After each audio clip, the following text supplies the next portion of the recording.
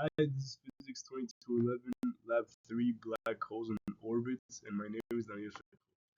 Introduction. The purpose of this lab is to recreate the orbit of a star around a black hole by finding the mass of the black hole and then to find the correct speed of the ship and planet.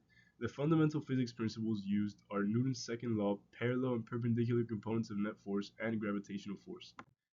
The equations used were as follows. The first equation demonstrates a relationship between the net force and the rate of change of momentum over time, mostly utilized in part 1. Equation 2 shows the velocity update formula, which states that initial velocity plus F net divided by mass times the change in time gives final velocity. Equation 3 was the position update formula. Equation 4 shows the equation for the force of gravity, which is the only force present in the code. Equation 5 shows the components of net force. Parallel force changes the velocity and perpendicular changes direction. The last equation shows how to solve for momentum. All these equations were utilized helped to solve the unknowns about the black hole and necessary orbit speed. The results gathered from the experiment were that the mass of the black hole was 7.3838 times 10 to the power of 33 kilograms, and the spaceship velocity was 14,105 meters per second in the x component and 36,821 in the y component. For part 1, the system was a star surrounded by a black hole, and the initial conditions gave that the mass was 2 times 10 to the power of 30, big G was 6.7 times 10 to the power of negative 11, and the radius was 3 times 10 to the power of 11. For part 2, the system was a spaceship surrounded by the planet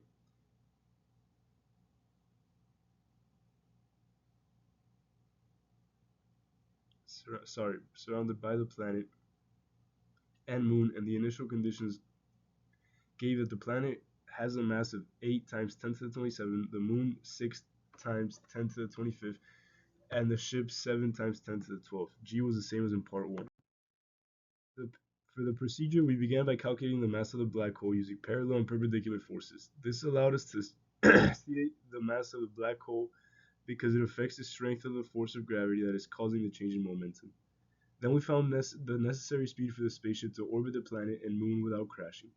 The utilized gravitational forces of the moon and planet on the spaceship, and the velocity and position update formulas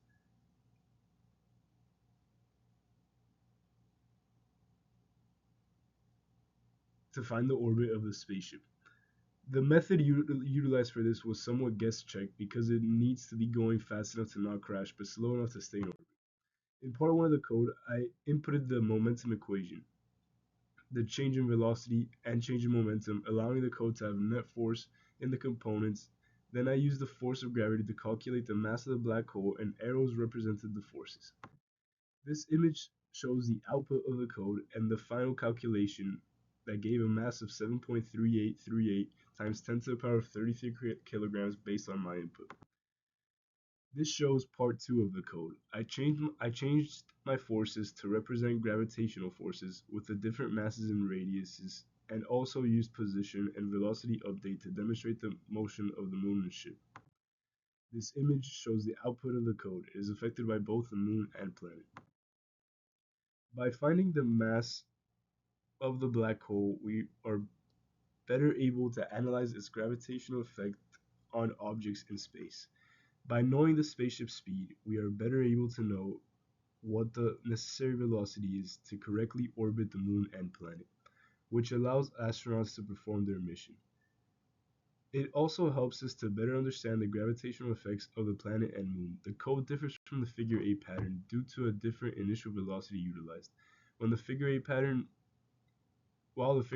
may be impossible, the path of the spaceship in my code demonstrates a similar effect to the gravitational forces.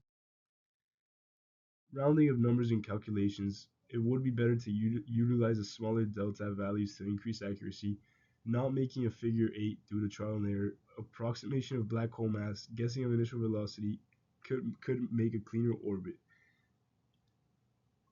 And the planet has a completely fixed location when in the real world it would most likely be moving slightly, assumption that no other forces are acting on the planet.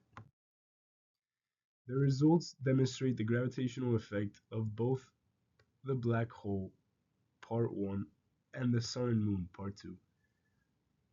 Force demonstrates the sum of all the forces acting on an object. Change in momentum is dependent on the speed and acceleration of the object. The parallel component affects the momentum changes based on direction of F net parallel, while the perpendicular components of force change the direction of the momentum. Rate of change of momentum and net force are mathematically the same because F net equals dp dt. dp dt is easier to physically observe due to its dependence on time, velocity, and mass, which are easily observed.